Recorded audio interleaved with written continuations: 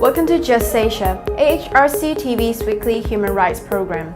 These are the headlines. Message of solidarity for Christchurch victims. Philippines withdrawal from ICC will not stop investigation, says ICC prosecutor. Cambodian court issues arrest warrants for opposition leaders. Local authorities unlawfully agree to stop investigation into Tanah Lot massacre. Hong Kong police arrest women protesting extradition proposal. Court upholds lengthy sentences for Vietnamese activists.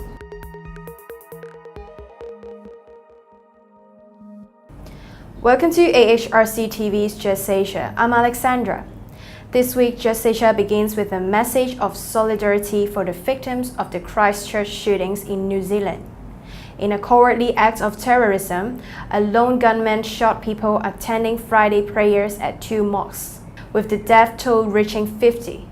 There were several heroic efforts by ordinary people that prevented a higher death toll. New Zealand's Prime Minister Jacinda Ardern and her government have also acted in an exemplary manner, supporting the affected communities and proposing changes to the country's gun law. The Asian Human Rights Commission noted that Ardern's action following the shootings are worthy of emulation by other countries. The AHRC expressed its sympathy with the victims and the people of New Zealand and encouraged unity at this difficult time.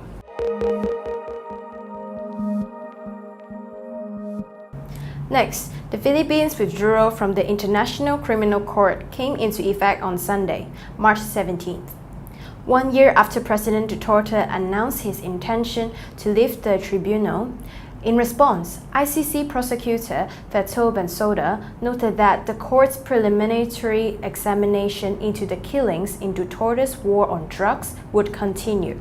Bensouda explained that the ICC retains its jurisdiction over crimes committed during the time in which the state was party to the Rome Statute, the treaty establishing the ICC. Since President Duterte came to power in 2016, thousands of people have been killed in a wave of state-sanctioned violence. President Duterte has taken numerous steps to encourage the killings of people linked to using or trading drugs. Amnesty International's regional director, Nicholas Benquelin, called President Duterte's withdrawal from the ICC a futile attempt to evade international justice. Benquelin called on the UN Human Rights Council to launch an independent investigation, saying that Filipinos bravely challenging the war on drugs or seeking justice for their loved ones need international support to help them end this elimination of fear, violence, and impunity.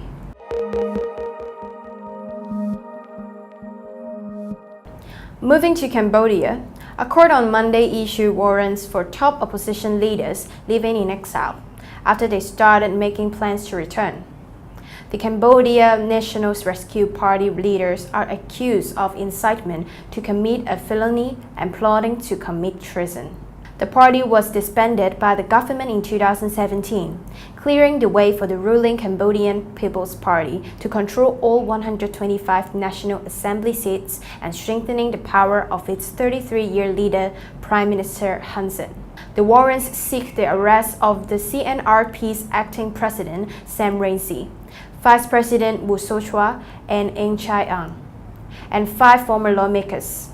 While Sam Rainsy has lived abroad to avoid politically tinged charges since 2015, the others fled Cambodia during Sam's 2017 crackdown. Rights groups have long complained that Sam hounded his critics and ended press freedoms along with dissolving the CNRP to hold bogus elections and secure his grip on power. In response, the European Union has begun the process of withdrawing its preferential trade agreement with Cambodia.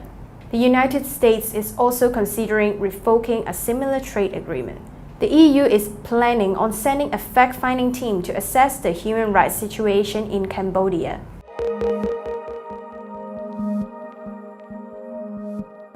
Moving to Indonesia, victims and family members of the Tanah Lot massacre are outraged by an unlawful agreement between local parliamentarian, government officials, community, and military representatives.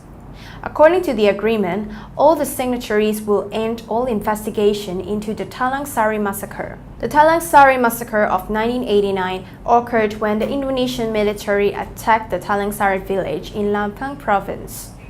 The attack reportedly resulted in 5 abductions, 47 summary killings, 88 disappearances, 36 cases of torture, and 175 arbitrary arrests. Victims have been calling for justice and redress for 30 years to no avail, although Indonesia's National Commission on Human Rights submitted its final investigation report to the Attorney General in 2010, concluding that the massacre falls within the definition and jurisdiction of crimes against humanity. The Attorney General has refused to conduct further investigation and prosecute the alleged perpetrator.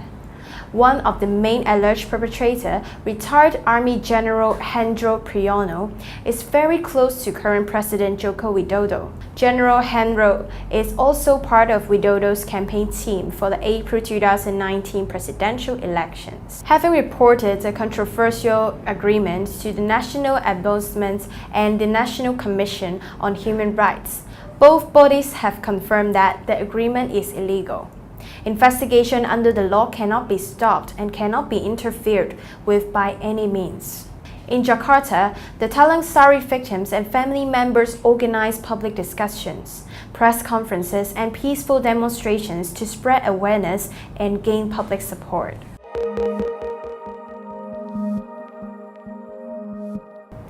In Hong Kong, police arrested 5 women for staging a protest inside government headquarters last Friday. The women were protesting over a proposal to allow fugitives to be extradited to mainland China, raising human rights concerns. Opposed legalized kidnapping, the women, including several members of the pro-democracy party Demosisto, shouted. They were later halted out by the police. In February, Hong Kong's Security Bureau proposed amendments to extradition laws that would include granting the city's leader executive power to send fugitives to jurisdictions not covered by existing arrangements, including mainland China and Taiwan. The proposal has been strongly opposed by some lawmakers, legal and rights groups who fear such it could be exploited by Beijing Communist Party leaders and lead to an erosion of Hong Kong's judicial independence.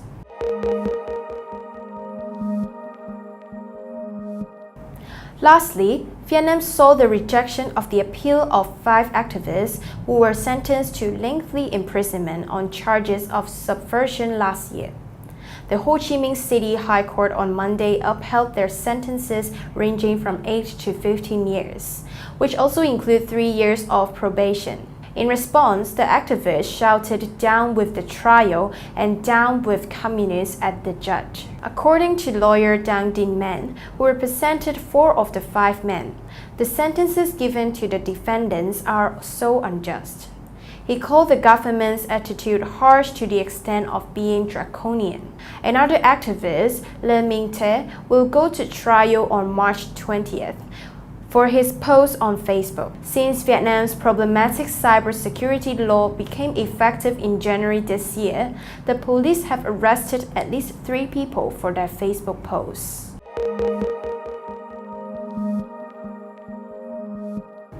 That is all for this episode of Just Asia. For more on this and other issues, please visit www.humanrights.asia or www.alrc.asia/justasia. Thank you for watching and see you next week.